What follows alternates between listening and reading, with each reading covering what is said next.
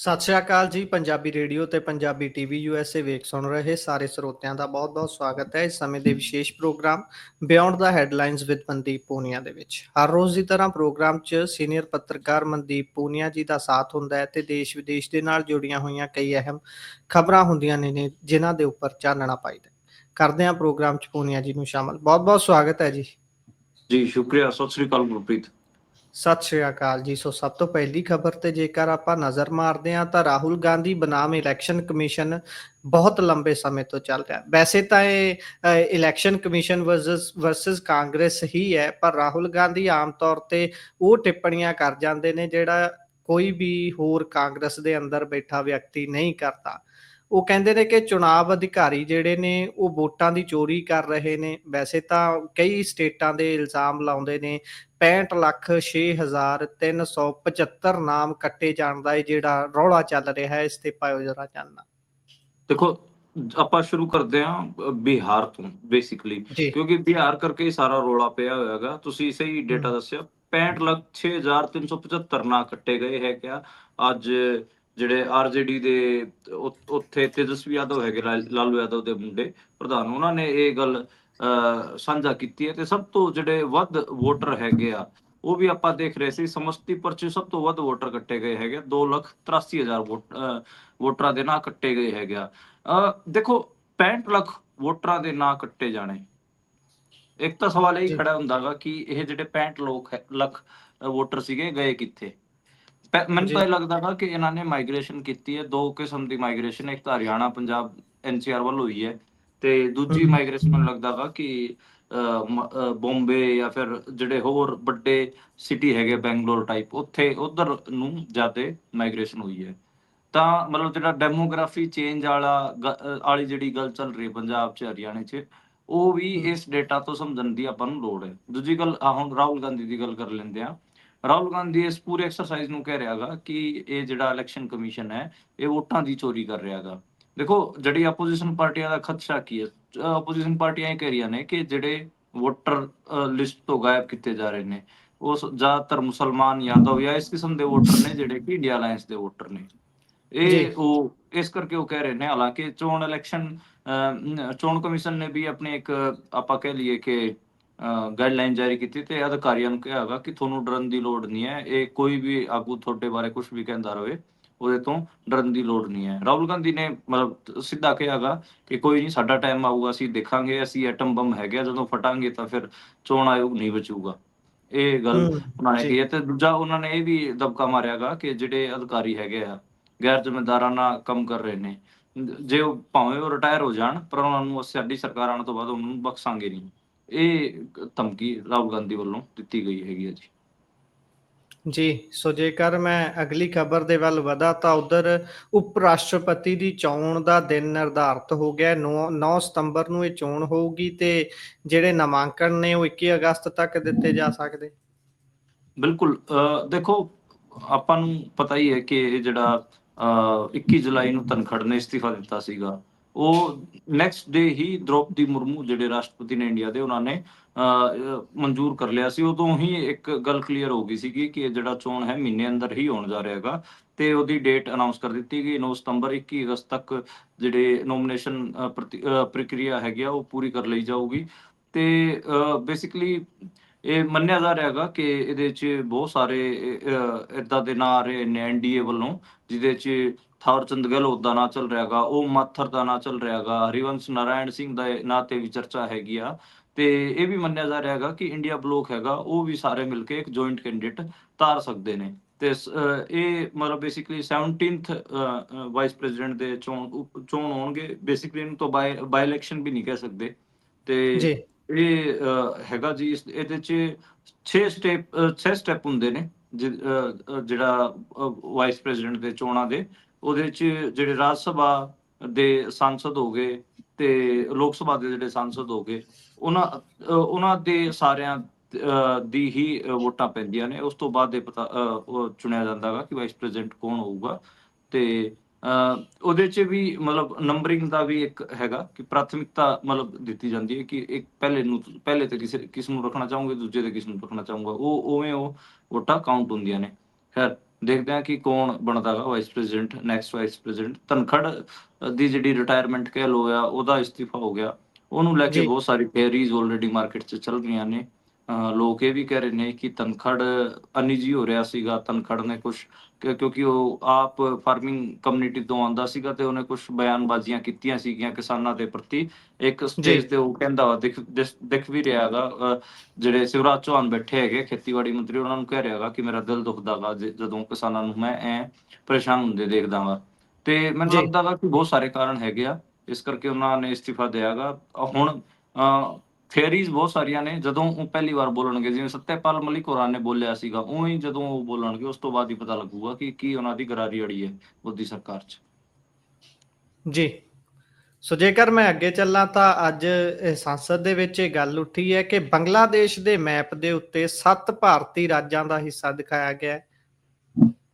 ਹਾਂਜੀ, ਬੇਸਿਕਲੀ ਤਾਂ ਇਹ ਪਹਿਲਾਂ ਚੀਨ ਕਰਦਾ ਰਿਹਾ ਗਾ ਉਸ ਇਲਾਕੇ 'ਚ, ਜਿਹੜੇ 7 ਹਿਲ ਸਟੇਟਸ ਹੈਗੇ ਆ। ਤੇ ਉੱਥੇ ਅਰੁਣਾਚਲ ਪ੍ਰਦੇਸ਼ ਦੀ 23 ਥਾਵਾਂ ਦੇ ਨਾਂ ਚੀਨ ਨੇ ਬਦਲ ਦਿੱਤੇ ਸੀਗੇ। ਹੁਣ ਜਿਹੜਾ ਨਵਾਂ ਮੈਪ ਜਾਰੀ ਕੀਤਾ ਗਿਆ ਹੈਗਾ ਬੰਗਲਾਦੇਸ਼ ਦੀ ਢਾਕਾ ਯੂਨੀਵਰਸਿਟੀ 'ਚ ਚੱਲ ਰਿਹਾ ਸੀਗਾ, ਸਲਤਨਤ ਏ ਬੰਗਲਾ ਕਰਕੇ। ਤੇ ਉਹਦੇ 'ਚ ਉਹ ਬੰਗਲਾਦੇਸ਼ ਦੇ ਜਿਹੜਾ ਮੈਪ ਸੀਗਾ, ਉਹਦੇ 'ਚ 7 ਜਿਹੜੇ ਸਟੇਟਸ ਹੈਗੇ, ਇਹਨਾਂ ਦੇ ਪੋਰਸ਼ਨ ਵੀ ਸ਼ਾਮਲ ਸਨ।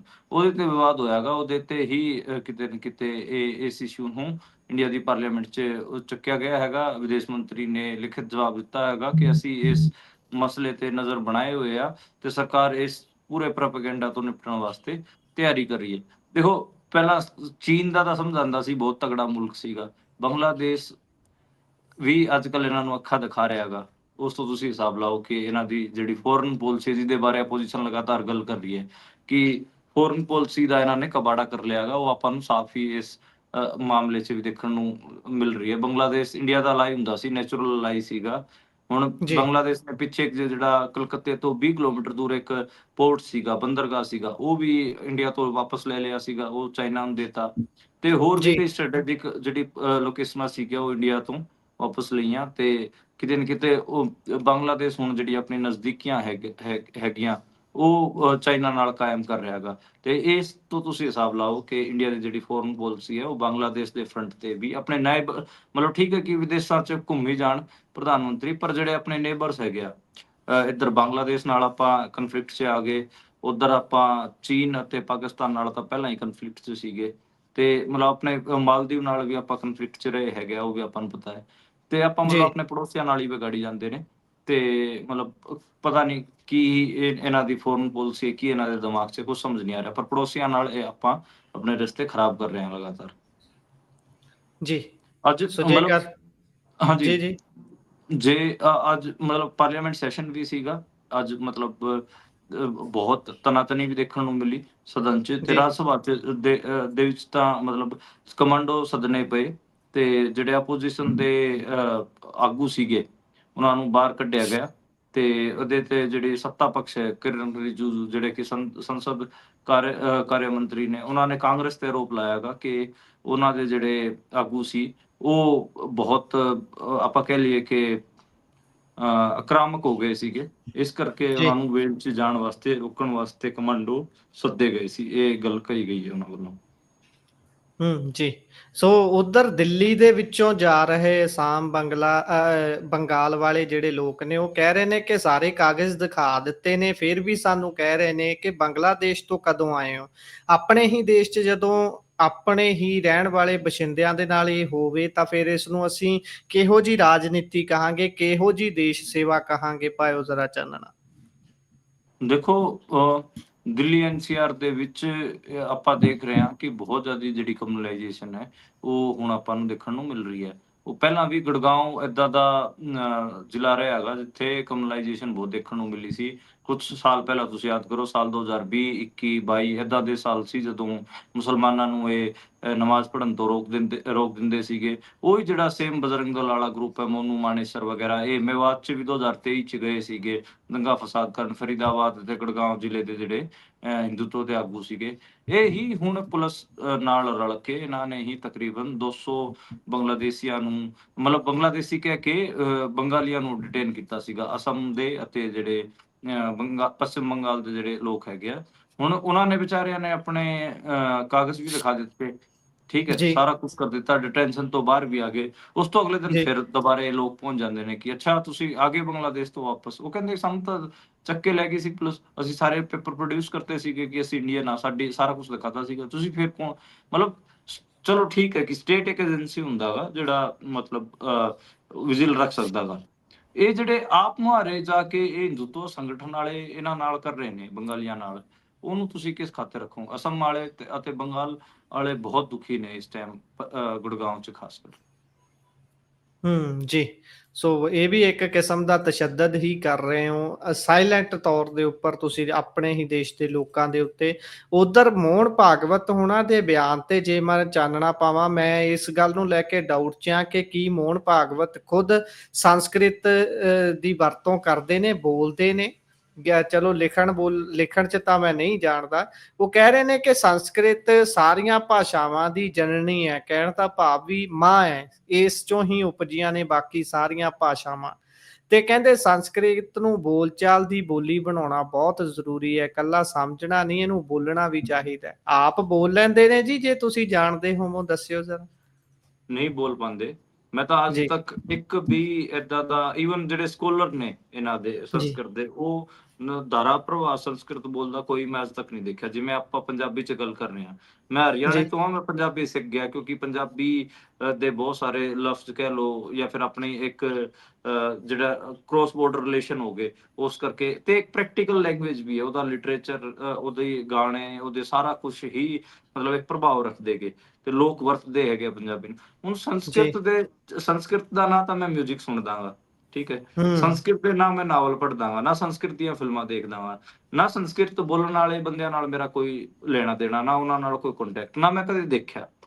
ਹੁਣ ਜੀ ਮੈਂ ਕਿਵੇਂ ਸੰਸਕ੍ਰਿਤ ਬੋਲ ਸਕਦਾ ਹਾਂ? ਮੈਂ ਪੰਜਾਬੀ ਸਿੱਖ ਗਿਆ, ਬੜੇ ਆਰਾਮ ਨਾਲ ਸਿੱਖ ਗਿਆ ਮੈਂ ਪੰਜਾਬੀ। ਮੈਂ ਪੰਜਾਬ ਯੂਨੀਵਰਸਿਟੀ ਪੜ੍ਹਨ ਆਇਆ ਸੀਗਾ, ਬੜੇ ਆਰਾਮ ਨਾਲ, ਮੇਰਾ ਸਬਜੈਕਟ ਵੀ ਸੀ history and culture of Punjab, ਬੜੇ ਆਸਾਨੀ ਜੀ ਨਾਲ ਮੈਂ ਪੰਜਾਬੀ ਸਿੱਖ ਗਿਆ। ਹੁਣ ਮੈਂ ਹੂੰ ਇਹ ਕਹਿ ਰਿਹਾ ਹਾਂ, ਜਿਹੜੀਆਂ ਦੂਜੀਆਂ ਭਾਸ਼ਾਵਾਂ ਨੇ, ਮਰਾਠੀ, ਬੰਗਾਲੀ, ਮੈਂ ਕਈ ਭਾਰਤੀ ਭਾਸ਼ਾ ਮੈਂ ਜਾਣਦਾ ਹੈਗਾ, ਮਤਲਬ ਉਹਨਾਂ 'ਚ ਇੱਕ ਬੇਸਿਕ ਮੇਰੀ ਟ੍ਰੇਨਿੰਗ ਹੋ ਚੁੱਕੀ ਹੈ ਤੇ ਉਹ ਵੀ ਸਾਰੀਆਂ ਮੈਂ ਸਿੱਖ ਗਿਆ ਸੀਗਾ, ਬੜੇ ਆਸਾਨੀ ਨਾਲ ਸਿੱਖ ਗਿਆ ਸੀਗਾ। ਜੀ ਬੰਗਾਲੀ ਦਾ ਬੇਸਿਕ ਬੰਗਾਲੀ ਮੈਨੂੰ ਆਉਂਦੀ ਹੈ, ਮਰਾਠੀ ਮੈਨੂੰ ਆਉਂਦੀ ਹੈ। ਉਹ ਬੇਸਿਕਲੀ ਪ੍ਰਾਚੀਨ ਭਾਸ਼ਾਵਾਂ ਕਹਿ ਲਓ, ਲੋਕਾਂ ਦੀ ਭਾਸ਼ਾ ਬੋਲੀਆਂ ਕਹਿ ਲਓ, ਉਹ ਸਾਰਾ ਉਹ ਹੈਗੀਆਂ। ਸੰਸਕ੍ਰਿਤ ਤਾਂ ਮਾੜੇ ਮੋਟੇ ਪ੍ਰਿਸ਼ਟ ਮੰਤਰਾਂ ਦੀ ਭਾਸ਼ਾ ਸੀਗੀ।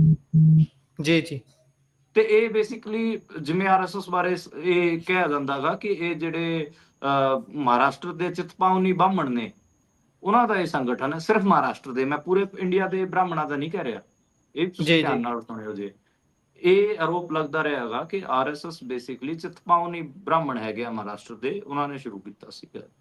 ਤੇ ਉੱਥੇ ਜਿਹੜੀ ਮਰਾਠੀ ਦੀ ਜਿਹੜੀ ਪੋਲਿਟਿਕਸ ਹੈ, ਉਹਨੂੰ ਮਰਾਠਾ ਜਿਹੜੀ ਫਾਰਮਿੰਗ ਟ੍ਰਾਈਬਸ ਹੈਗੀਆਂ ਉਹ ਡੋਮੀਨੇਟ ਕਰਦੀਆਂ ਨੇ, ਉੱਥੇ ਇਹਨਾਂ ਦਾ ਬਸ ਨਹੀਂ ਚੱਲਦਾ। ਪਰ ਚਲੋ ਕਿਸੇ ਇਕੁਏਸ਼ਨ 'ਚ ਸੈੱਟ ਹੋ ਕੇ ਇਹਨਾਂ ਨੂੰ ਹਿੰਦੂਤਵ ਵਾਲਾ ਆਪਣਾ ਏਜੰਡਾ ਲੈ ਕੇ ਅੱਜ ਦੇ ਟਾਈਮ ਇਹ ਸੱਤਾ 'ਚ ਨੇ ਪੂਰੇ ਮੁਲਕ ਦੀ। ਤੇ ਹੁਣ ਇਹ ਦੇਖੋ ਸੰਸਕ੍ਰਿਤ ਦੀ ਗੱਲ ਕਰਨ ਲੱਗ ਪਏ। ਜੇ ਸੰਸਕ੍ਰਿਤ ਦਾ ਪ੍ਰਚਾਰ ਹੋਊਗਾ, ਸੰਸਕ੍ਰਿਤ ਮੰਤਰ ਫੰਤਰ ਇਹ ਸਾਰਾ, ਤੁਸੀਂ ਜਿਹੜੀ ਪ੍ਰਿਸਟ ਕਲਾਸ ਹੈ, ਇਹ ਜੀ ਸਿੱਧਾ ਤਾਂ ਕਹਿ ਨਹੀਂ ਸਕਦੇ ਕਿ ਬਾਈ ਜਿਹੜੀ ਪ੍ਰਿਸਟ ਕਲਾਸ ਦੀ ਹੈਜੀਮਨੀ ਹੈ ਉਹਨੂੰ ਬਰਕਰਾਰ ਰੱਖੋ। ਤਾਂ ਇਸ ਕਰਕੇ ਕਮਾ ਕੇ ਕਹਿ ਰਹੇ ਨੇ ਕਿ ਸੰਸਕ੍ਰਿਤ ਜ਼ਿੰਦਾ ਰੱਖਣੀ ਜ਼ਰੂਰੀ ਹੈ, ਇਹ ਹੈ, ਮਤਲਬ ਬੜਾ ਚੱਕਰ ਹੈ। ਮੈਂ ਤਾਂ ਕਈ ਵਾਰ ਕਹਿੰਦਾ ਹੁੰਦਾ ਕਿ ਦੇਖੋ ਹਿਸਟਰੀ 'ਚ ਕਈ ਸਾਰੀਆਂ ਚੁੱਕਾਂ ਹੋਈਆਂ। ਇੱਕ ਜੀ ਚੁੱਕ ਮੈਂ ਮੰਨਦਾਗਾ ਕਿ ਡਾਕਟਰ ਅੰਬੇਡਕਰ ਤੋਂ ਹੋਈ। ਜਿਹੜਾ ਡਾਕਟਰ ਅੰਬੇਡਕਰ ਐਂਟੀ ਬ੍ਰਾਹਮਣਿਜ਼ਮ ਉਹਨਾਂ ਨੇ ਸਟੈਂਡ ਲਿਆ, ਡਾਕਟਰ ਜੀ ਅੰਬੇਡਕਰ ਨੇ, ਆਪਾਂ ਨੂੰ ਇਹ ਮੰਨਣਾ ਪਊਗਾ। ਪਰ ਉਹਨਾਂ ਦੇ ਮਤਲਬ ਜਦੋਂ ਧਰਮ ਉਹਨਾਂ ਨੇ, ਜੇ ਆਪਾਂ ਦੇਖਾਂਗੇ ਕਿ ਜਿਹੜੀ ਇਹ ਇੰਡੀਆ ਦੀ ਪ੍ਰਿਸਟ ਕਲਾਸ ਸੀ, ਉਹਨੂੰ ਹੂੰ ਬੰਦੇ ਅਤੇ ਰੱਬ ਦੇ ਵਿੱਚ ਕੋਈ ਏਜੰਸੀ ਨਾ ਬਚੇ, ਇਹਨੂੰ ਖੂਬਸੂਰਤੀ ਨਾਲ ਜੇ ਕਿਸੇ ਰਿਲੀਜਨ ਨੇ ਉਸ ਟਾਈਮ ਕੀਤਾ ਸੀਗਾ, ਤੇ ਆਪਾਂ ਨੂੰ ਪਤਾ ਕਿ ਸਿੱਖ ਧਰਮ ਨੂੰ ਨੇ ਕੀਤਾ ਸੀਗਾ। ਤੇ ਉਹ ਮਤਲਬ ਬੰਦੇ ਤੇ ਰੱਬ 'ਚ ਸਿੱਧਾ ਰਿਸ਼ਤਾ ਹੋਊਗਾ, ਉਹਦੇ ਵਿੱਚ ਕੋਈ ਵੀ ਏਜੰਸੀ ਨਹੀਂ ਹੋਊਗੀ। ਇਹ ਨਹੀਂ ਕਹੂਗਾ ਕਿ ਕੋਈ ਤੈਨੂੰ ਰੱਬ ਨੂੰ ਮਿਲਣ ਵਾਸਤੇ ਤੈਨੂੰ ਮੈਂ ਦੱਸਾਂਗਾ ਕਿਵੇਂ ਮਿਲਣਾ ਗਾ, ਮੈਂ ਮੰਤਰ ਫੂਕਾਂਗਾ ਤਾਂ ਤੇਰੀ ਰੱਬ ਨਾਲ ਮੁਲਾਕਾਤ ਹੋਵੇਗੀ। ਇਸ ਕਿਸਮ ਦਾ ਕੁਛ ਵੀ ਨਹੀਂ ਸੀਗਾ। ਤਾਂ ਮਤਲਬ ਉਹ ਜਿਹੜੇ ਜੇ ਅੰਬੇਡਕਰ ਹੋਰੀ ਵੀ ਉਹ ਸਟੈਂਡ ਲੈ ਜਾਂਦੇ ਐਂਟੀ ਜਿਹੜਾ ਬ੍ਰਾਹਮਣਿਕਲ ਆਈਡੀਏ ਦੇ ਉਲਟ, ਜਿਹੜਾ ਉਹਨਾਂ ਦਾ ਪੂਰਾ ਪ੍ਰੋਟੈਸਟ ਸੀਗਾ, ਜਿਹੜਾ ਅੰਦੋਲਨ ਸੀਗਾ, ਤਾਂ ਗੱਲ ਹੀ ਕੁਛ ਹੋਰ ਹੋਣੀ ਸੀ। ਉਹ ਬੇਸਿਕਲੀ ਬੁੱਧੀਜ਼ਮ ਵਾਲੇ ਪਾਸੇ ਉਹ ਸ਼ਿਫਟ ਮਾਰ ਗਏ। ਠੀਕ ਹੈ, ਕੋਈ ਚੱਕਰ ਨਹੀਂ, ਬੁੱਧੀਜ਼ਮ ਵਾਲੇ ਪਾਸੇ ਮਾਰ ਗਏ, ਲੇਕਿਨ ਬੁੱਧੀਜ਼ਮ ਨੂੰ ਕਿਤੇ ਨਾ ਕਿਤੇ ਹਿੰਦੂਤਵਾ ਨੇ ਕੋਪਟ ਕਰ ਲਿਆ। ਕੋਪਟ ਤਾਂ ਉਹ ਸਿੱਖਾਂ ਨੂੰ ਵੀ ਕਰਨ ਨੂੰ ਫਿਰਦੇ ਨੇ। ਜਿਹੜਾ ਗੁਰੂ ਜੀ ਨਾਨਕ ਦੇਵ ਯੂਨੀਵਰਸਿਟੀ ਦਾ ਜਿਹੜਾ ਵਾਈਸ ਚਾਂਸਲਰ ਹੈ, ਜੀ ਉਹ ਆਰਐਸਐਸ ਦੇ ਸੰਮੇਲਨ 'ਚ ਉਹ ਖੜੇ ਹੋ ਕੇ ਕੀ ਕਹਿ ਰਿਹਾ ਹੈਗਾ, ਉਹ ਸਾਰੇ ਪੰਜਾਬੀਆਂ ਨੂੰ ਸੁਣੀਏ। ਤੇ ਇਹ ਹੂੰ ਕਹਿੰਦੇ ਵੀ ਆਰਐਸਐਸ ਵਾਲੇ ਹੀ ਨੇ ਕਿ ਸਿੱਖ ਅੱਡ ਧਰਮ ਨਹੀਂ ਹੈ, ਇਹ ਤਾਂ ਸਾਡਾ ਹੀ ਪੰਥ ਹੈ। ਜੀ ਠੀਕ ਹੈ, ਜਿਵੇਂ ਬੁੱਧਾਂ ਨੂੰ ਉਹਨਾਂ ਨੇ ਆਪਣੇ ਅੰਦਰ ਐਸੀਮੀਲੇਟ ਕਰਨ ਦੀ ਕੋਸ਼ਿਸ਼ ਕੀਤੀ ਹੈ। ਉਹ ਕੀ ਕਹਿੰਦੇ ਨੇ, ਗੌਤਮ ਬੁੱਧ ਨੂੰ ਕੀ ਕਹਿੰਦੇ ਨੇ ਕਿ ਉਹ ਤਾਂ ਦੇਖੋ ਜੀ ਵਿਸ਼ਨੂੰ ਦਾ ਅਵਤਾਰ ਸੀਗਾ। ਜੀ ਤੁਸੀਂ ਮੈਂ ਇਹ ਕਹਿਣਾ ਚਾਹ ਰਿਹਾ ਹਾਂ ਕਿ ਆਰਐਸਐਸ ਇੱਕ ਪ੍ਰਿਸਟ ਕਲਾਸ ਦੀ ਹੈਜਮਨੀ ਐਸਟੈਬਲਿਸ਼ ਕਰਨਾ ਚਾਹ ਰਹੀ ਹੈ। ਠੀਕ ਹੈ, ਉਹਦੇ 'ਚ ਹੀ ਉਹ ਉਸ ਕਿਸਮ ਨਾਲ ਐਕਟ ਕਰ ਰਹੀ ਹੈ ਕਿ ਜੋ ਕੁਝ ਵੀ ਹੈਗਾ ਉਹ ਸੰਸਕ੍ਰਿਤ ਹਿੰਦੂ ਧਰਮ ਗ੍ਰੰਥਾਂ ਦੇ ਅੰਡਰ ਹੀ ਹੈ, ਬਾਕੀ ਸਾਰੇ ਪਾਰਟ ਨੇ ਉਹਦੇ। ਠੀਕ ਜੀ ਹੈ, ਇਹ ਕਹਿਣ ਦੀ ਕੋਸ਼ਿਸ਼ ਕਰ ਰਹੇ ਹਾਂ ਹੁਣ। ਤਾਂ ਇਸ ਕਰਕੇ ਪੰਜਾਬੀਆਂ ਦਾ ਗੁੱਸਾ ਉਸ ਵਾਈਸ ਚਾਂਸਲਰ ਤੇ ਨਿਕਲਣਾ ਚਾਹੀਦਾ। ਉਹਦਾ ਉਹਦੇ ਇਸਤੀਫੇ ਦੀ ਡਿਮਾਂਡ ਹੋਣੀ ਚਾਹੀਦੀ। ਉਹ ਕਿੱਡੀ ਘਟੀਆ ਗੱਲ ਉਹ ਉੱਥੇ ਖੜੇ ਹੋ ਕੇ ਕਰ ਰਿਹਾ। ਸੁਣੀ ਹੋਊਗੀ ਪੰਜਾਬੀਆਂ ਨੇ, ਮੈਨੂੰ ਲੱਗਦਾ ਹੈ ਸਾਰੇ ਪੰਜਾਬੀਆਂ ਤੱਕ ਹੁਣ ਤੱਕ ਤਾਂ ਉਹ ਖਬਰ ਪਹੁੰਚ ਗਈ ਹੋਊਗੀ। ਜੀ ਜੀ ਇਹ ਤਾਂ ਹਾਲਾਤ ਨੇ ਸਾਡੇ ਸਾਰੇ ਸਟਰਕਚਰ ਦੇ। ਸੋ ਅੱਗੇ ਚੱਲਦੇ ਹਾਂ। ਉਧਰ ਕੰਗਨਾ ਰਣੌਤ ਨੇ ਹਾਈ ਕੋਰਟ ਦੇ ਵਿੱਚ ਇਹ ਯਾਚਿਕਾ ਲਾਈ ਸੀ ਕਿ ਮੇਰੇ ਤੇ ਮਾਣਹਾਨੀ ਦਾ ਜਿਹੜਾ ਕੇਸ ਹੋਇਆ ਹੈ ਉਸ ਨੂੰ ਰੱਦ ਕੀਤਾ ਜਾਵੇ, ਖਾਰਜ ਕੀਤਾ ਜਾਵੇ। ਪਰ ਉਹ ਤੋਂ ਲੱਗਿਆ ਜੀ ਉਹਨੂੰ ਝਟਕਾ। ਉਹਨੇ ਕਿਸਾਨ ਅੰਦੋਲਨ ਦੇ ਸਮੇਂ ਜਿਹੜਾ ਬਿਆਨ ਦਿੱਤਾ ਸੀ ਕਿ ਬਜ਼ੁਰਗ ਬੀਬੀਆਂ ਤਾਂ 100-100 ਰੁਪਈਏ ਤੇ ਧਰਨੇ 'ਚ ਆਉਂਦੀਆਂ ਨੇ। ਪਾਇਓ ਜ਼ਰਾ ਚਾਨਣਾ, ਹੁਣ ਕੇਸ ਚੱਲੇਗਾ ਜੀ ਇਸ ਤੇ? ਬਿਲਕੁਲ ਇਹਦੇ ਤੇ ਕੇਸ ਤਾਂ ਚੱਲੂਗਾ ਜੀ। ਇਹ ਬਠਿੰਡਾ ਜਿਹੜਾ ਉੱਥੇ ਸਿਵਲ ਕੋਰਟ ਹੈ ਉਹਦੇ 'ਚ ਚੱਲ ਰਿਹਾ ਹੈਗਾ ਇਹ ਮਾਮਲਾ। ਤੇ ਬਠਿੰਡੇ ਦੇ ਪਿੰਡ ਬਹਾਦਰਗੜ੍ਹ ਜੰਡੀਆਂ ਤੋਂ 87 ਸਾਲਾ ਸਾਡੀ ਮਾਤਾ ਜੀ, ਸਾਡੇ ਬਜ਼ੁਰਗ ਮਹਿਲਾ ਕਿਸਾਨ ਸੀਗੇ, ਮਹਿੰਦਰ ਕੌਰ ਜੀ, ਉਹਨਾਂ ਨੇ ਇਹ ਕੇਸ ਕੀਤਾ ਹੋਇਆ ਹੈਗਾ ਜੀ। ਤੇ ਉਸ ਤੋਂ ਬਾਅਦ ਹਾਈ ਕੋਰਟ 'ਚ ਉਸ FIR ਦੀ ਉਸ ਕੇਸ ਦੀ ਕੁਐਸ਼ਿੰਗ ਵਾਸਤੇ ਕੰਗਨਾ ਰਣੌਤ ਨੇ ਪਟੀਸ਼ਨ ਪਾਈ ਸੀ। ਉਹ ਅੱਜ ਖਾਰਜ ਹੋ ਗਈ ਹੈ। ਮੈਂ ਤਾਂ ਉਹ ਟਵੀਟ ਮੇਰੇ ਹਜੇ ਤੱਕ ਜ਼ਹਿਨ 'ਚ ਹੈਗਾ, ਜਿਹੜਾ ਅੰਗਰੇਜ਼ੀ ਕੂਲ ਬਣਦਿਆਂ ਹੋਇਆ ਕੰਗਨਾ ਰਣੌਤ ਨੇ ਕੀਤਾ ਸੀਗਾ ਤੇ ਆਪਣੇ ਜਿਹੜੇ ਮਹਿਲਾ ਕਿਸਾਨ ਸੀ ਉਹਨਾਂ ਨੂੰ 100-100 ਰੁਪਏ ਦੀ ਦਿਹਾੜੀ ਤੇ ਕਿਹਾ ਸੀਗਾ, ਪਾਕਿਸਤਾਨੀ ਕਿਹਾ ਸੀਗਾ, ਤੇ ਇਸ ਕਿਸਮ ਦੀਆਂ ਜਿਹੜੀਆਂ ਗੱਲਾਂ ਕਹੀਆਂ ਗਈਆਂ ਸੀ।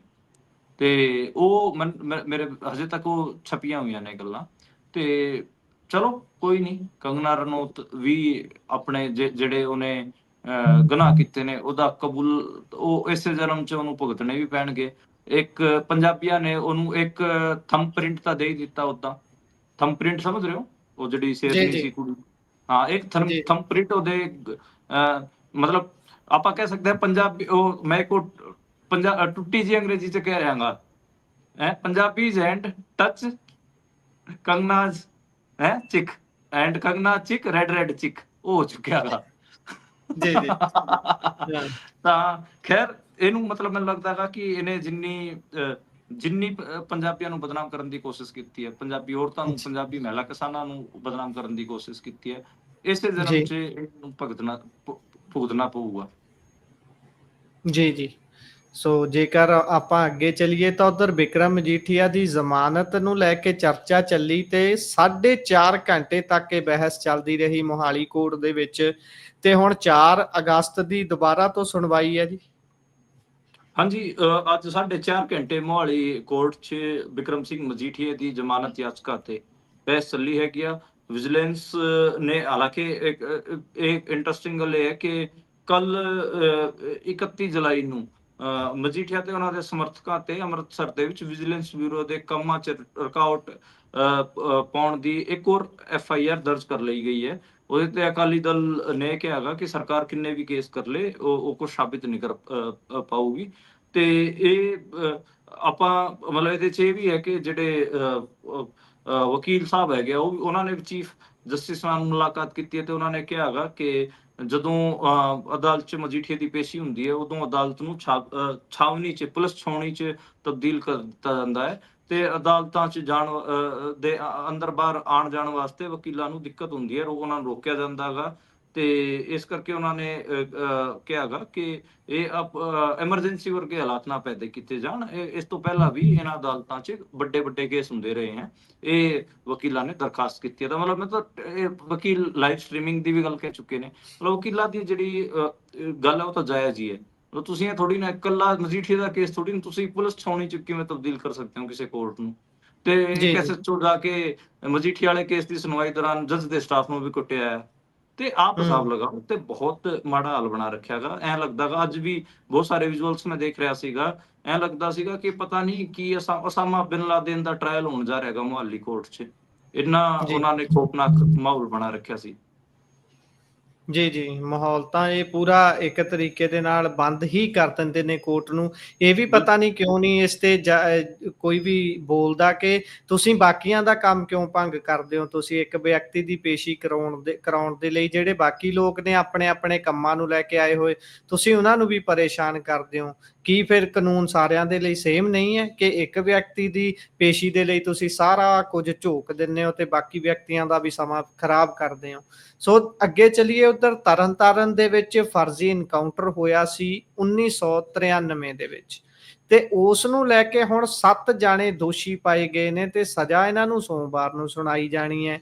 ਇਹ ਜਿਸ ਕਦਰ ਹੁਣ ਕੇਸ ਨਿਕਲ ਕੇ ਸਾਹਮਣੇ ਆ ਰਹੇ ਨੇ, ਸੀਬੀਆਈ ਕੋਰਟ ਫੈਸਲੇ ਵੀ ਲਗਾਤਾਰ ਸੁਣਾ ਰਹੀ ਹੈ, ਪਰ ਉਸੇ ਸਮੇਂ ਦੇ ਦੌਰਾਨ ਅਸੀਂ ਹੁਣ ਜਦੋਂ ਸਥਿਤੀ ਦੇਖ ਰਹੇ ਹਾਂ ਤਾਂ ਸਥਿਤੀ ਤਾਂ ਫਿਰ ਪੁਲਿਸ ਸਟੇਟ ਵਰਗੀ ਹੀ ਨਜ਼ਰ ਆ ਰਹੀ ਹੈ। ਕੀ ਲੱਗਦਾ ਹੈ ਇਹੋ ਜਿਹੇ ਆਉਂਦੇ ਫੈਸਲਿਆਂ ਤੋਂ ਅੱਜ ਦੇ ਸਮੇਂ ਦੇ ਜਿਹੜੇ ਅਧਿਕਾਰੀ ਨੇ, ਪੁਲਿਸ ਮੁਲਾਜ਼ਮ ਨੇ, ਸੀਨੀਅਰ ਹੋਣ ਜੂਨੀਅਰ ਹੋਣ, ਉਹ ਸਿੱਖਦੇ ਨਹੀਂ ਕੁਝ? ਉਹਨਾਂ ਨੂੰ ਲੱਗਦਾ ਨਹੀਂ ਕਿ ਯਾਰ ਜੇਕਰ ਇੰਨੇ ਸਮੇਂ ਪੁਰਾਣੇ ਕੇਸਾਂ 'ਚ ਹੁਣ ਫੈਸਲੇ ਆ ਰਹੇ ਨੇ ਤਾਂ ਉਹਨਾਂ ਤੇ ਵੀ ਕਾਰਵਾਈ ਹੋ ਸਕਦੀ ਹੈ? ਮੈਨੂੰ ਪਤਾ ਨਹੀਂ ਕਿਉਂ ਲੱਗਦਾ ਗਾ ਕਿ ਮੈਂ ਬਹੁਤ ਸਾਰੇ ਆਪਣੇ ਦੋਸਤ ਦੇਖੇ ਨੇ ਜਿਹੜੇ ਪੁਲਿਸ 'ਚ ਸ਼ਾਮਿਲ ਪੁਲਿਸ 'ਚ ਭਰਤੀ ਹੋਏ ਨੇ। ਵਰਦੀ ਪਾ ਕੇ ਉਸ ਐਨਵਾਇਰਨਮੈਂਟ 'ਚ ਜਾ ਕੇ ਤੇ ਜਿੰਨੀ ਤਾਕਤ ਉਹਨਾਂ ਨੂੰ ਮਿਲਦੀ ਹੈਗੀ ਆ, ਦਿਮਾਗ ਉਹਨਾਂ ਦਾ ਖਰਾਬ ਹੋ ਜਾਂਦਾ ਗਾ। ਮੈਨੂੰ ਨਹੀਂ ਲੱਗਦਾ ਗਾ ਕਿ ਜਿਹੜੇ ਮੌਕੇ ਦੇ ਪੁਲਿਸ ਅਧਿਕਾਰੀ ਨੇ, ਉਹਨਾਂ ਤੇ ਕੋਈ ਅਸਰ ਪੈ ਰਿਹਾ ਗਾ। ਮੈਨੂੰ ਨਹੀਂ ਲੱਗਦਾ, ਕਿਉਂਕਿ ਉਹਦਾ ਰੀਜ਼ਨ ਇਹ ਹੈ ਕਿ ਜਿੰਨੀਆਂ ਵਾਰਦਾਤਾਂ ਆਪਾਂ ਦੇਖ ਰਹੇ ਹਾਂ, ਫਰਜ਼ੀ ਐਨਕਾਊਂਟਰ ਹੁਣ ਵੀ ਹੋ ਰਹੇ ਆ ਪੰਜਾਬ 'ਚ। ਪੰਜਾਬ 'ਚ ਸੋਸ਼ਲ ਐਕਟਿਵਿਸਟਾਂ ਨੂੰ ਫੜ ਕੇ ਪੁਲਿਸ ਹੁਣ ਵੀ ਕੁੱਟ ਰਹੀ ਹੈ। ਹੁਣ ਵੀ ਪੁਲਿਸ ਜੋ ਕੁਛ ਕਰ ਰਹੀ ਹੈ ਉਹ ਆਪਣੇ ਸਾਹਮਣੇ ਹੀ ਹੈ ਸਾਰਾ ਕੁਛ। ਤੇ ਜਿਹੜਾ ਇਹ ਸਾਲ 1993 ਦਾ ਕੇਸ ਸੀਗਾ, ਇਹਦੇ 'ਚ ਦੇਖੋ 7 ਨੌਜਵਾਨਾਂ ਨੂੰ ਮਾਰਿਆ ਸੀਗਾ। ਇਸ ਮਾਮਲੇ 'ਚ ਜਿਹੜੇ ਉੱਥੋਂ ਦੇ ਮੌਕੇ ਦੇ ਐਸਐਸਪੀ ਸੀਗੇ, ਡੀਐਸਪੀ ਸੀਗੇ ਤੇ 5 ਹੋਰ ਜਿਹੜੇ ਪੁਲਿਸ ਵਾਲੇ ਸੀ, ਉਹਨਾਂ ਨੂੰ ਦੋਸ਼ੀ ਠਹਿਰਾਇਆ ਗਿਆ ਹੈਗਾ। ਐਸਐਸਪੀ ਭੁਪਿੰਦਰ ਜੀਤ ਸਿੰਘ, ਰਿਟਾਇਰਡ ਇੰਸਪੈਕਟਰ ਸੂਬਾ Singh, retired DSP Davinder Singh, retired inspector Raghbir Singh, Gulbarg Singh, ਇਹ ਸ਼ਾਮਲ ਸਨ। ਤੇ ਇਹਨਾਂ ਨੂੰ ਆਈਪੀਸੀ ਦੀ ਧਾਰਾ 302 ਅਤੇ 120 ਦੇ ਤਹਿਤ ਹੁਣ ਸਜ਼ਾ ਸੁਣਾਈ ਜਾਵੇਗੀ। ਦੋਸ਼ੀ ਇਹਨਾਂ ਨੂੰ ਠਹਿਰਾ ਦਿੱਤਾ ਗਿਆ ਹੈਗਾ ਤੇ ਉਹਨਾਂ ਨੂੰ ਗ੍ਰਿਫਤਾਰ ਕਰ ਲਿਆ ਗਿਆ ਹੈਗਾ। ਤੇ ਜਿਹੜੇ 7 ਨੌਜਵਾਨ ਸੀ, ਉਹਨਾਂ ਦੇ ਝੂਠੇ ਮੁਕਾਬਲੇ ਇਹਨਾਂ ਨੇ ਕੀਤੇ ਸੀਗੇ। ਤੇ ਇਹਦੇ 'ਚ ਮਤਲਬ ਥਾਣਾ ਵੈਰੋਵਾਲ ਅਤੇ ਥਾਣਾ ਸਹਿਰਾਲੀ, ਇਹ 2 ਥਾਣੇ ਸੀਗੇ ਜਿੱਥੇ ਇਹਨਾਂ ਨੇ ਝੂਠੇ ਐਨਕਾਊਂਟਰ ਨੌਜਵਾਨਾਂ ਦੇ ਕੀਤੇ ਸੀਗੇ। ਤੇ ਇਹ ਅੱਜ ਮਤਲਬ ਇੱਕ ਕਹਿ ਲਓ ਕਿ ਜਦੋਂ ਸਜ਼ਾ ਸੁਣਾਈ ਜਾਏਗੀ ਉਦੋਂ ਪਤਾ ਲੱਗੂਗਾ ਕਿ ਉਹਨਾਂ ਨੂੰ ਕੀ ਸਜ਼ਾ ਸੁਣਾਈ ਗਈ ਹੈ। ਲੇਕਿਨ ਇਸ ਤੋਂ ਪਹਿਲਾਂ ਵੀ 10 ਪੁਲਿਸ ਤਕਰੀਬਨ 2-3 ਸਾਲਾਂ ਅੰਦਰ ਹੀ ਆਪਾਂ ਦੇਖ ਰਹੇ ਹਾਂ ਕਿ ਕਈ ਏਦਾਂ ਦੇ ਕੇਸ ਹੋ ਚੁੱਕੇ ਨੇ ਜਿਹਦੇ 'ਚ ਪੁਲਿਸ ਵਾਲਿਆਂ ਨੂੰ ਸਾਬਕਾ ਰਿਟਾਇਰਡ ਜਿਹੜੇ ਅਫਸਰ ਹੈਗੇ ਉਹਨਾਂ ਨੂੰ ਵੀ ਸਜ਼ਾ ਸੁਣਾਈਆਂ ਜਾ ਰਹੀਆਂ ਨੇ। ਜੀ, ਅੱਗੇ ਜੇਕਰ ਮੈਂ ਚੱਲਾਂ ਤਾਂ ਉੱਧਰ ਐਮਪੀ ਬਣ ਚੁੱਕੇ ਸੁਖਜਿੰਦਰ ਰੰਧਾਵਾ ਹੁਣਾਂ ਨੇ ਦਿੱਲੀ ਬੈਠਿਆਂ ਹੀ ਇੱਕ ਪੋਸਟ ਸਾਂਝਾ ਕੀਤੀ, ਜਿਸ 'ਚੋਂ ਕਹਿੰਦੇ ਨੇ ਕਿ ਜੱਗੂ ਭਗਵਾਨਪੁਰੀਆ ਜਿਹੜਾ ਕਿ ਉਹਨਾਂ ਦੇ ਹੀ ਏਰੀਏ ਦਾ ਬਸ਼ਿੰਦਾ ਸੀ ਕਿਸੇ ਸਮੇਂ, ਤੇ ਉਸ ਦੇ ਵੱਲੋਂ ਕਹਿੰਦੇ ਵੀ ਮੇਰੇ ਪੁੱਤਰ ਨੂੰ ਮਾਰਨ ਦੀ ਧਮਕੀਆਂ ਦਿੱਤੀਆਂ ਜਾ ਰਹੀਆਂ ਨੇ। ਕਹਿੰਦੇ ਵੀ ਇਹਨਾਂ ਚੀਜ਼ਾਂ ਨਾਲ ਮੈਂ ਡਰਨ ਵਾਲਾ ਨਹੀਂ ਹੈ, ਪਰ ਕੇਜਰੀਵਾਲ ਤੇ ਉਹਨਾਂ ਨੇ ਨਾਲ ਦੀ ਨਾਲ ਜ਼ਰੂਰ ਟਿੱਪਣੀ ਕੀਤੀ ਹੈ। ਪਾਇਓ ਚਾਨਣਾ। ਹਾਂਜੀ, ਇੱਕ ਇਹ ਸਪੈਸ਼ਲ ਸੁਖਜਿੰਦਰ ਸਿੰਘ ਰੰਧਾਵਾ ਦੇ ਨਾਂ ਤੇ ਅੱਗੇ ਇੱਕ ਚੀਜ਼ ਹੋਰ ਤੁਸੀਂ ਜੋੜੋ, ਸਾਬਕਾ deputy chief minister of Punjab. ਹੁਣ ਜੀ ਜਿਹੜਾ 3 ਸਾਲ ਪਹਿਲਾਂ ਜਿਹੜਾ ਬੰਦਾ ਪੰਜਾਬ ਦਾ ਉਪ ਮੁੱਖ ਮੰਤਰੀ ਸੀ, ਉਹਨੂੰ ਜਿਹੜੇ ਲੋਕਲ ਜਿਹੜੇ ਪੰਜਾਬ ਦੇ ਗੈਂਗਸਟਰ ਨੇ ਉਹ ਉਹਦੇ ਮੁੰਡੇ ਨੂੰ ਮਾਰਨ ਦੀ ਧਮਕੀਆਂ ਦੇ ਰਹੇ ਨੇ।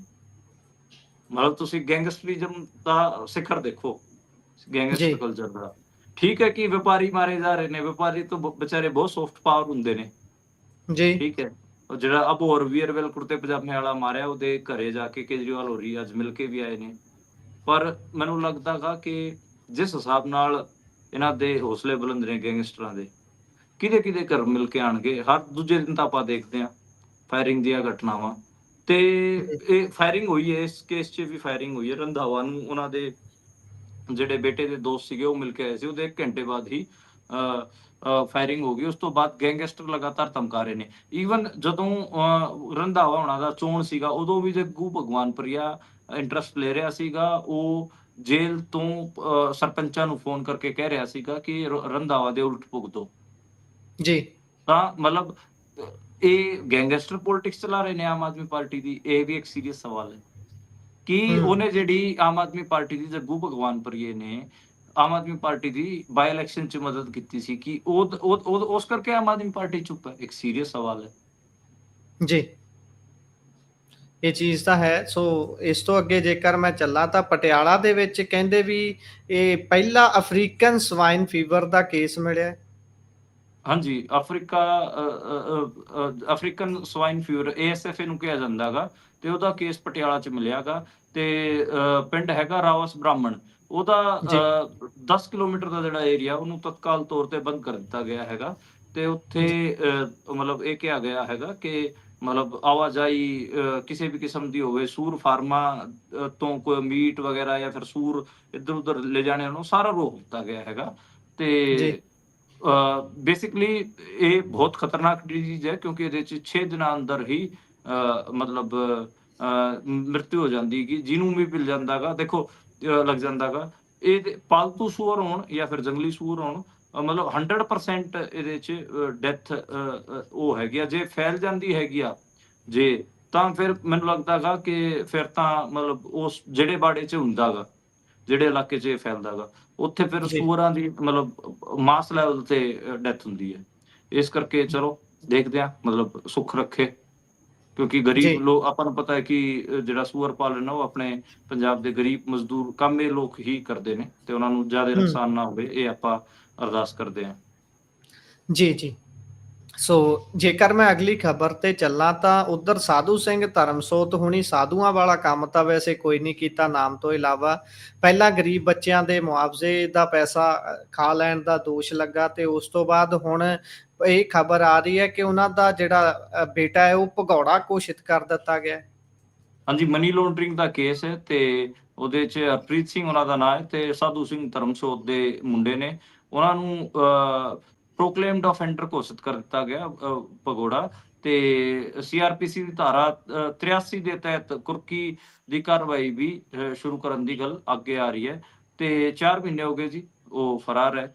ਤੇ ਦੇਖਦੇ ਹਾਂ ਇਸ 'ਚ ਬਣਦਾ ਕੀ ਹੈ। ਪਰ ਦੇਖੋ ਠੀਕ ਹੈ ਕਿ ਸਾਧੂ ਸਿੰਘ ਧਰਮਸੋਤ, ਇੱਕ ਮੈਂ ਤਾਂ ਕਈ ਵਾਰ ਮਤਲਬ ਜਿੰਨਾ ਮੈਂ ਪੰਜਾਬ ਦੇ ਸਿਸਟਮ ਨੂੰ ਜਾਣਦਾ ਹਾਂ, ਮਤਲਬ ਬਿਊਰੋਕ੍ਰੇਸੀ ਨੂੰ ਜਾਂ ਫਿਰ ਹੋਰ ਸਿਸਟਮ ਨੂੰ, ਮਤਲਬ ਪੰਜਾਬ ਦੀ ਸਰਕਾਰ ਕਿਵੇਂ ਚੱਲਦੀ ਹੈ, ਉਸ ਸਿਸਟਮ ਨੂੰ ਜਿੰਨਾ ਮੈਂ ਜਾਣਦਾ ਹਾਂ, ਸਾਧੂ ਸਿੰਘ ਧਰਮਸੋਤ ਬਹੁਤ ਈਜ਼ੀ ਟਾਰਗੇਟ ਸੀਗਾ। ਜੀ ਠੀਕ ਹੈ। ਤੇ ਮਤਲਬ ਉਹਨੇ ਗਲਤੀ ਵੀ ਏਦਾਂ ਦੀ ਕੀਤੀਆਂ ਕਿ ਉਹ ਜਿਹੜੀਆਂ ਸਾਫ਼ ਨਜ਼ਰ ਆਉਂਦੀਆਂ ਸੀਗੀਆਂ, ਇਸ ਕਰਕੇ ਜੀ ਉਹਨੂੰ ਜੇਲ੍ਹ ਵੀ ਹੋਈ, ਤੇ ਹੁਣ ਮੁੰਡੇ ਨੂੰ ਵੀ ਫਰਾਰ ਰਹਿਣਾ ਪੈ ਰਿਹਾ ਗਾ।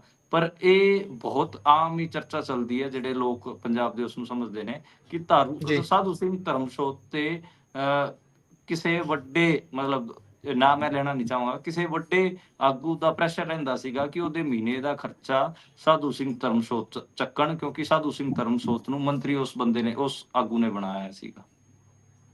ਤੇ ਉਸ ਜੀ ਚ ਮਤਲਬ ਠੀਕ ਹੈ, ਭ੍ਰਿਸ਼ਟਾਚਾਰ ਕੀਤਾ ਸਾਧੂ ਸਿੰਘ ਧਰਮਸੋਤ ਨੇ ਕਿਸੇ ਹੋਰ ਦਾ ਖਰਚਾ ਚੱਕਣ ਵਾਸਤੇ, ਹੁਣ ਜੇਲਾਂ ਕੱਟਣੀਆਂ ਪੈ ਰਹੀਆਂ ਨੇ। ਤੇ ਜਿਹੜਾ ਭ੍ਰਿਸ਼ਟਾਚਾਰ ਕੀਤਾ, ਇਹ ਬਹੁਤ ਕਲੀਅਰ ਹੈ ਕਿ ਉਹਨਾਂ ਨੇ ਭ੍ਰਿਸ਼ਟਾਚਾਰ ਕੀਤਾ ਹੈ। ਠੀਕ ਹੈ, ਜੀ ਸਾਨੂੰ ਜੀ ਮਤਲਬ ਆਪਾਂ ਸਾਰਿਆਂ ਨੂੰ ਕਲੀਅਰ, ਸਾਰਿਆਂ ਨੂੰ ਪਤਾ, ਜਿਹੜੇ ਵੀ ਪੱਤਰਕਾਰ ਨੇ, ਜਿਹੜੇ ਵੀ ਜੀ ਪੰਜਾਬ ਦੀ ਪੋਲਿਟਿਕਸ ਨੂੰ ਥੋੜੇ ਡੂੰਘੇ ਤਰੀਕੇ ਨਾਲ ਜਾਣਦੇ ਨੇ, ਬਹੁਤ ਸਾਰੇ ਮੰਤਰੀਆਂ ਨੇ ਕੀਤਾ ਉੱਦਾਂ ਦਾ, ਸਾਰੇ ਹੀ ਕਰਦੇ ਨੇ, ਆਪਾਂ ਨੂੰ ਪਤਾ ਹੈ। ਤੇ ਉਹਦੇ 'ਚ ਬਸ ਦਿੱਕਤ ਇਹ ਹੈ ਕਿ ਉਹਨੂੰ ਪੈਸਾ ਖਾਣ ਦਾ ਤਰੀਕਾ ਨਹੀਂ ਸੀਗਾ। ਜੀ ਠੀਕ ਹੈ, ਇਸ ਕਰਕੇ ਹੁਣ ਜੇਲ੍ਹ ਕੱਟਣੀ ਪੈ ਗਈ। ਬਾਕੀ ਜਿਹੜੇ ਵੱਡੇ ਮਗਰਮੱਛ ਸੀਗੇ, ਜਿਨ੍ਹਾਂ ਨੇ ਵੱਡੇ ਘੁਟਾਲੇ ਕੀਤੇ, ਉਹ ਬਾਹਰ ਹੀ ਜੀ ਤੁਰੇ ਫਿਰਦੇ ਨੇ, ਉਹ ਸੈਟਿੰਗਾਂ ਕਰ ਗਏ, ਠੀਕ ਹੈ। ਜੀ ਜੀ ਕੋਈ ਭਗਵੰਤ ਮਾਨ ਦੇ ਜਾ ਕੇ ਪੈਰੀ ਪੈ ਗਿਆ। ਹੁਣ ਜੀ ਮਤਲਬ ਆਪਾਂ ਨੂੰ ਪਤਾ ਹੀ ਹੈ, ਕੋਈ ਬੱਸਾਂ ਦੀ ਬਾਡੀਆਂ ਤੋਂ ਲੈ ਕੇ ਪਤਾ ਨਹੀਂ ਕਿੰਨੇ ਕੁ ਮਸਲੇ ਨੇ। ਇਸ ਕਰਕੇ ਜਿਹੜੇ ਤੁਹਾਡੇ ਆਪੋਜੀਸ਼ਨ ਦੇ ਆਗੂ ਨੇ ਉਹ ਬਹੁਤ ਬੋਲ ਵੀ ਨਹੀਂ ਪਾਉਂਦੇ ਮੌਕੇ ਦੀ ਜੀ ਹਕੂਮਤ ਦੇ ਖਿਲਾਫ, ਇਸੇ ਕਰਕੇ ਕਿਉਂਕਿ ਉਹ ਅਗਲੇ ਉਹਨਾਂ ਨੇ ਠੀਕ ਠਾਕ ਆਪਣੇ ਘਟਾਲੇ ਕੀਤੇ ਹੋਏ, ਹੁਣ ਬਾਕੀ ਆਪਣੀ ਸੈਟਿੰਗਾਂ ਕਰੀ ਫਿਰਦੇ ਨੇ। ਇਹਦੀ ਗਰੀਬ ਦੀ ਵਿਚਾਰੇ ਦੀ ਕਿਤੇ ਸੈਟਿੰਗ ਹੋਈ ਨਹੀਂ, ਤੇ ਜੇ ਹੂੰ ਇਹਦੀ ਵੀ ਹੋ ਜਾਂਦੀ ਤੇ ਇਹ ਵੀ ਬਚ ਜਾਂਦਾ।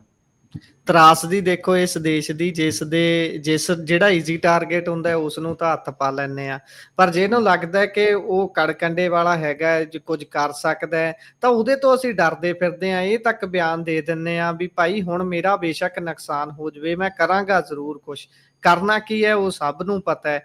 ਤੇ ਵਿਧਾਨ ਸਭਾ ਤੱਕ ਦੇ ਅੰਦਰ ਇਹ ਕਹਿ ਦਿੱਤਾ ਜਾਂਦਾ ਵੀ ਤੁਹਾਡੀਆਂ 20 ਫਾਈਲਾਂ ਪਈਆਂ ਨੇ। ਜਦੋਂ ਇਹ ਗੱਲ ਤੁਸੀਂ ਕਹਿੰਦੇ ਹੋ ਤਾਂ ਤੁਸੀਂ ਆਪਣੇ ਹੀ ਲੋਕਾਂ ਨਾਲ ਧੋਖਾ ਕਰ ਰਹੇ ਹੁੰਦੇ ਹੋ। ਉਹ ਫਾਈਲਾਂ ਨੇ ਬੈਠੀਆਂ ਨੇ, ਕੀ ਦੇਣਾ ਤੁਹਾਨੂੰ? ਜੇਕਰ ਕੋਈ ਗਲਤ ਹੈ ਤਾਂ ਉਸ ਨੂੰ ਦੁਨੀਆ ਸਾਹਮਣੇ ਫੜ ਨਸ਼ਰ ਕੇ ਕਰੋ, ਅੰਦਰ ਦਿਓ। ਸਾਬਿਤ ਕਰੋ। ਬਿਲਕੁਲ, ਤੁਸੀਂ ਸੈਟਿੰਗਾਂ ਕਿਉਂ ਕਰ ਰਹੇ ਹੋ ਕਿ ਇਹ ਹੁਣ ਸੈਟਿੰਗਾਂ ਮੌਕੇ ਤੇ ਸਾਡੀ ਹਕੂਮਤ ਹੈ, ਸਾਡੇ ਖਿਲਾਫ ਨਹੀਂ ਬੋਲਣਗੇ, ਇਸ ਕਰਕੇ ਇਹਨਾਂ ਦੀ ਅਸੀਂ ਫਾਈਲ ਨਹੀਂ ਖੋਲਾਂਗੇ। ਤੁਸੀਂ ਧਮਕੀਆਂ ਕਿਹਨੂੰ ਦੇ ਮਤਲਬ ਇਹ, ਪਰ ਇਹ ਬੜਾ ਮਤਲਬ ਮੰਦਭਾਗੀ ਗੱਲ ਹੈ ਗੁਰਪ੍ਰੀਤ ਜੀ। ਪਰ ਠੀਕ ਹੈ, ਮਤਲਬ ਲੋਕਾਂ ਨੂੰ ਜਿਹੜੇ ਲੋਕਾਂ ਨੂੰ ਇਹ ਸਾਰੀਆਂ ਗੱਲਾਂ ਦਾ ਪਤਾ ਹੈ, ਉਹ ਵੀ ਵਿਚਾਰੇ ਕੁਛ ਹੁਣ ਮੇਰੇ ਵਰਗੇ ਪੱਤਰਕਾਰਾਂ ਨੂੰ ਇਹਨਾਂ ਦੀ 10 ਚੀਜ਼ਾਂ ਦਾ ਪਤਾ ਹੁੰਦਾ ਗਾ, ਪਰ ਜੀ ਜੀ ਸਾਡੇ ਕੋਲ ਪ੍ਰੂਫ ਤਾਂ ਹੁੰਦੇ ਨਹੀਂ। ਸਾਡੇ ਸੋਰਸਿਸ ਦੱਸਦੇ ਨੇ, ਅਧਿਕਾਰੀ ਦੱਸ ਦਿੰਦੇ ਨੇ, ਹੋਰ ਦੱਸ ਦਿੰਦੇ ਨੇ, ਤਾਂ ਜੀ ਜੀ ਸਾਨੂੰ ਵੀ ਬੜੇ ਤਰੀਕੇ ਨਾਲ ਇਹ ਚੀਜ਼ਾਂ ਪਬਲਿਕ ਕਰਨੀਆਂ ਪੈਂਦੀਆਂ ਨੇ। ਨਸ਼ਰ ਕਰਨੀਆਂ ਇਹ ਪੈਂਦੀਆਂ। ਇੱਕ ਜੀ ਬੜਾ ਜੀ ਚੈਲੰਜ ਹੈ ਜੀ। ਸੋ ਇਸੇ ਦੇ ਨਾਲ ਪ੍ਰੋਗਰਾਮ ਦਾ ਸਮਾਂ ਸਮਾਪਤ ਹੁੰਦਾ ਹੈ। ਤੁਸੀਂ ਜੁੜੇ ਜਾਣਕਾਰੀਆਂ ਸਾਂਝੀਆਂ ਕੀਤੀਆਂ, ਤੁਹਾਡਾ ਬਹੁਤ ਬਹੁਤ ਧੰਨਵਾਦ ਜੀ। ਸਤਿ ਸ਼੍ਰੀ ਅਕਾਲ। ਸਤਿ ਸ੍ਰੀ ਅਕਾਲ ਜੀ।